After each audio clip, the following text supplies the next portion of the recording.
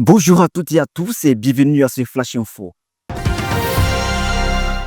Étude du projet de budget de l'État, gestion 2026, cap sur le social, la culture et le tourisme. Deux ministères clés ont défendu leurs prévisions budgétaires devant la commission budgétaire dans le cadre de l'étude du projet de la loi de finances 2026.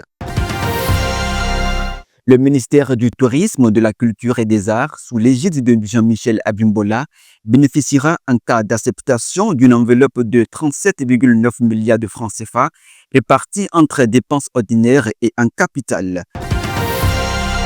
De son côté, le ministère des Affaires sociales et de la microfinance se voit allouer 28,8 milliards de francs CFA en hausse de 6,78% par rapport à 2025, traduisant une volonté d'accroître les investissements sociaux pour plus d'équité et d'inclusion.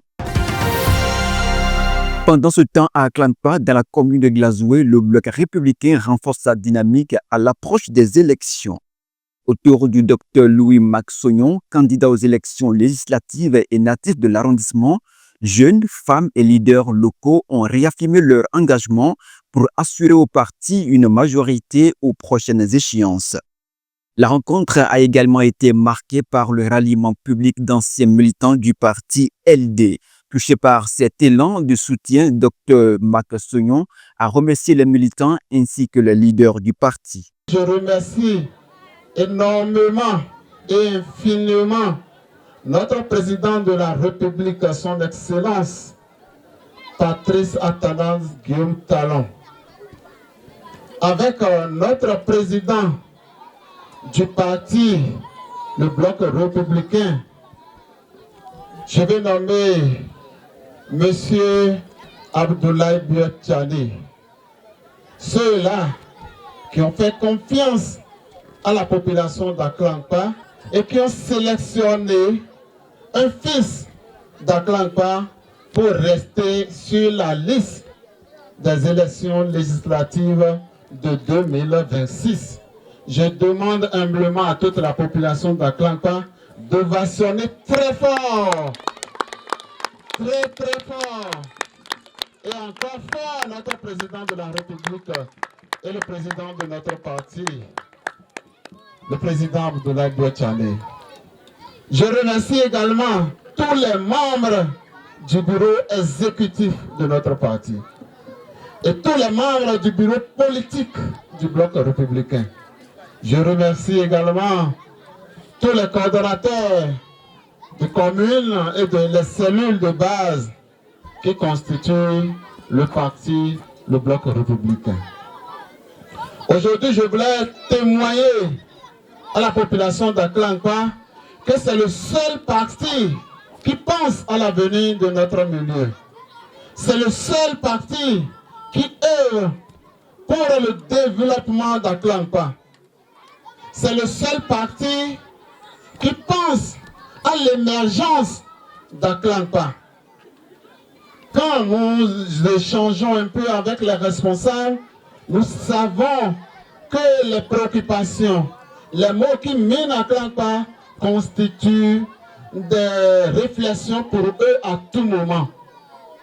Aujourd'hui, l'avenir est garanti avec le parti, le bloc républicain. L'avenir d'Aklanpa, c'est dans le bloc républicain que nous aurons. Il y a très longtemps que nous avons eu des députés à Aklanpa, mais par la grâce de Dieu, cela est réalisé déjà et sera réalisé encore en 2026 par la grâce de Dieu.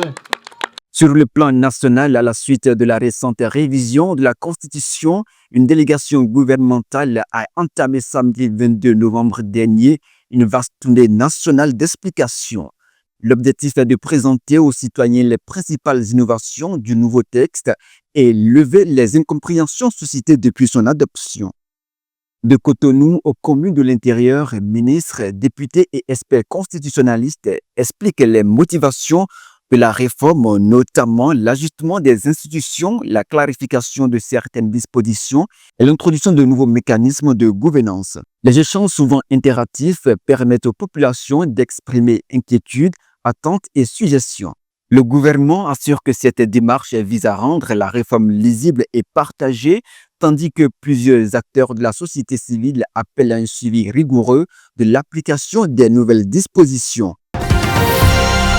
À l'international, dans le cadre de sa tournée africaine visant à impulser de nouvelles dynamiques dans les relations franco-africaines, le président de la France, Emmanuel Macron, a fait escale hier dimanche 23 novembre à Libreville.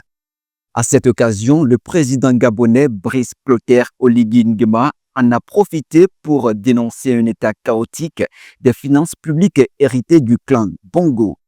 Selon lui, l'ancien président Ali Bongo et son épouse actuellement hors du pays, selon lui en Angleterre, se seraient affranchis de la justice tout en laissant derrière eux un lourd passif financier.